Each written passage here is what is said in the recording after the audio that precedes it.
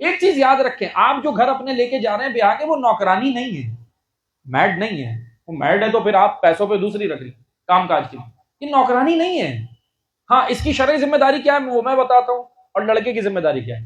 شرعی مسئلہ یہ ہے، ہمارا کلچر یہ ہے کہ یہ جب شادی ہو کے جائے گی تو سب کے کام کرے گی، سسر کا بھی، ساس کا بھی، دیور کا بھی، جیٹھ کا بھی، حتیٰ کہ نندے آ کے پڑ جائیں گی شادی شدہ واپس آ کے گھر میں پڑ جاتی ہیں پھر ان کا بھی. ٹھیک ہے. اچھا جو لے کے جا رہی ہیں بیاہ کے، میں خواتین سے مخاطب ہوں کہ دیکھیں آپ جب چھوٹی عمر کی لڑکی لائیں ہیں نا بیاہ کے، 18-20 سال کی، 22 سال، تو اس سے آپ تقاضا 50 سال والی عورت کا نہیں کریں. ہم جو ڈیمانڈ کر رہے ہوتے ہیں نا، ہم کہتے ہیں یہ ویسے بیہیو کرے، یہ ویسے چلے جیسے ایک بزرگ عورت تجربے کار ہو گئی ہے جس کے پاس ایکسپیرینس ہے. نہیں، آپ اس کو بیٹی بنا کے لائیں گے، بیٹی بناؤ. بڑا مشکل کام ہے. اپنی بیٹی دوسرے کے گھر میں اچھی چاہیے، ذرا بھی خراش آئے گھر پہنچ جاتے ہیں لڑنے. لیکن دوسرے کی بیٹی جو گھر لائے وہ بھی بیٹی ہے، اس کو بھی آپ، حتیٰ کہ حدیث کے اندر ہے رسول اللہ فرماتے ہیں عورت پھول ہے. عورت کو پھول سے تشبیہ دی ہے پیغمبر اکرم نے، کہا کہ اس کو پھول کی طرح رکھو گھر میں، پھول کی طرح.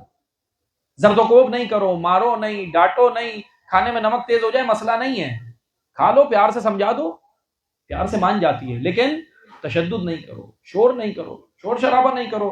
اپنے گھر کو جنت بناؤ، خود ہی جہنم بنائے ہوئے ہوتے ہو گھر کو، خود ہی جہنم بنائے ہوتے. ایک صحابی جو جنگوں میں بھی آگے ہوتے تھے، شجاع بھی تھے، بہترین جنگجو، بہترین صحابی تھے اللہ کے نبی کے، ان کا انتقال ہو گیا، تدفین کا وقت آیا، اللہ کے نبی کھڑے تھے، دفنانے لگے انہیں، اللہ کے نبی کھڑے تھے، سارے صحابہ جو باہر کھڑے تھے نا قبر کے، کہنے لگے بڑا ہی جنتی ہے بھائی.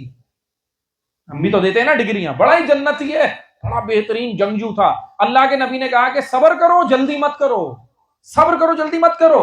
ابھی اس کا حساب باقی ہے. وہ معاشرے میں بڑا با اخلاق اور بہترین تھا، گھر میں بد اخلاق تھا.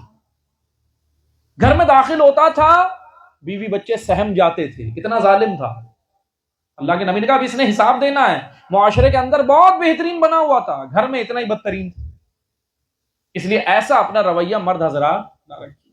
اب سنیں، ہمارا کلچر یہ کہہ رہا ہے کہ یہ سب کا کام کرے گی، لیکن فقہی مسئلہ یہ ہے، شریعت یہ کہتی ہے کہ یہ جو بیاہ کے جا رہی ہے آپ کے گھر میں، آپ زبردستی شرعن، ابھی میں پاکستان کے قانون کی بات نہیں کر رہا، اسلام کی بات کر رہا ہوں، آپ شرعن زبردستی اس سے کام کاج نہیں کرا سکتے. اسلام منع کر رہا ہے، شرعن زبردستی نہیں کرا سکتے. شوہر بھی زبردستی نہیں کرائے گا. ہاں اللہ نے اتنی محبت رکھی ہے کہ یہ شوہر کو کام کرتے ہوئے خود ہی نہیں دیکھے گی. جب وہ کھڑا ہوتا ہے نہ کرنے، یہ نہیں دیکھے گی، یہ خود آئے گی، خود کرے گی. مگر اپنی مرضی سے یہ کرے وہ الگ بات ہے، مگر زبردستی نہیں کر سکتا. اچھا اب لڑکی کے کاندھے پہ ذمہ داری یہ ہے کہ وہ شوہر کی اطاعت کرے گی. امام صادق فرماتے ہیں اگر کوئی عورت اپنے شوہر کی اجازت کے بغیر گھر سے باہر نکلتی ہے، قدم نکالتی ہے، جب تک گھر واپس نہ آ جائے فرشتے لعنت کرتے ہیں. بڑی سخت حدیث ہے، فرشتے نفرین کرتے ہیں، اس پہ لعنت کرتے ہیں جب تک واپس گھر میں نہ آ جائے. اس لیے اب یہاں مرد کی ذمہ داری کیا ہے؟ اچھا دیکھیں میں ایک چیز بیان کروں گا، اہم ترین رکن پلر جو ہے نا وہ اس وقت وہ مرد ہے، لڑکا ہے جس کی شادی ہو رہی ہے، جو شادی ہو رہی ہے. لڑکا کیا کرے گا؟ لڑکا بیچ میں ہے، اس کے اطراف میں یہ سارے رشتے ہیں، ماں باپ بہن بھائی بیوی. اس نے ان سب کو ہینڈل کرنا ہے، اس کا جو اپنی زوجہ سے مسئلہ ہے وہ کمرے کے اندر حل کرے، باہر نہ لائے، انوالو نہ کرے، خود مسئلہ حل کر لیں.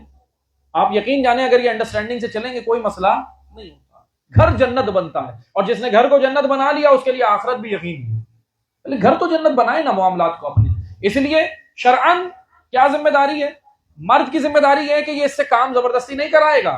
ہاں لیکن اللہ نے محبت رکھی ہے دل میں، یہ شادی ہو کے آپ کے ساتھ جائے گی، اس کے اندر کمپرومائز ہے. عورت کے وجود ایسا بنائے کہ اس میں کمپرومائز ہے، کمپرومائز کرے گی، جھکے گی، آپ کے کام بھی کرے، سب کرے گی، مگر آپ زبردستی اس پہ زرد و کوب نہ کریں، ظلم نہ کریں، تشدد نہ کریں. یہ ہو گیا مرد کی ذمہ داری.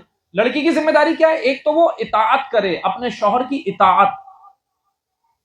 حتیٰ کہ یہاں تک حدیثیں ہیں کہ اللہ کے نبی نے کہا کہ اللہ اگر اپنے بعد کسی کو سجدے کرنے کی اجازت دیتا تو عورت کو کہتا اپنے مرد کو سجدہ کر. جب مرد کا مقام بتا رہا ہے، بتایا اسلام. اب یہاں کیا کہا جا رہا ہے؟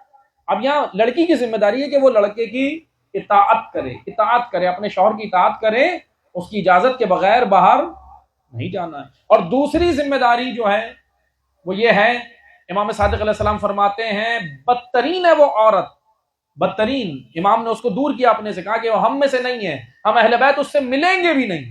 کہا کہ بدترین ہے وہ عورت جو اپنے شوہر پہ اس کی طاقت سے زیادہ بوجھ ڈالے. طاقت سے زیادہ مطلب اس کی انکم، اس کی آمدنی، اس کی جتنی آمدنی ہے جو وہ جاب کرتا ہے جیسے ہے اس کے اندر گزارا کرے. اگر طاقت سے زیادہ بوجھ ڈالے گی تو وہ پھر حرام کی طرف چلا جائے گا، حرام کی طرف جائے گا نا، اور حرام کی طرف جائے گا تو وہ اس عورت کی وجہ سے جائے گا. اس لیے یہاں کہا گیا کہ وہ اتنا بوجھ ڈالے جتنا ہے اس کی. اچھا، مرد کی ذمہ داری ہے کہ اس کا نان نقفہ، اس کی ضروریات پوری کرے. اب بہرحال میں اس ڈیٹیل میں نہیں جا رہا، وقت گزر گیا، کہ ضروریات اور خواہشات میں فرق ہے. اب یہاں خواتین بھی غور سے سنیں، ضروریات پوری کروانی ہے. شریعت یہ کہہ رہی ہے مرد سے، اپنے شوہر سے ضروریات کا تقاضا کرو، خواہشات نہیں. خواہشات تو پوری نہیں ہوں گی. Like, comment, and subscribe.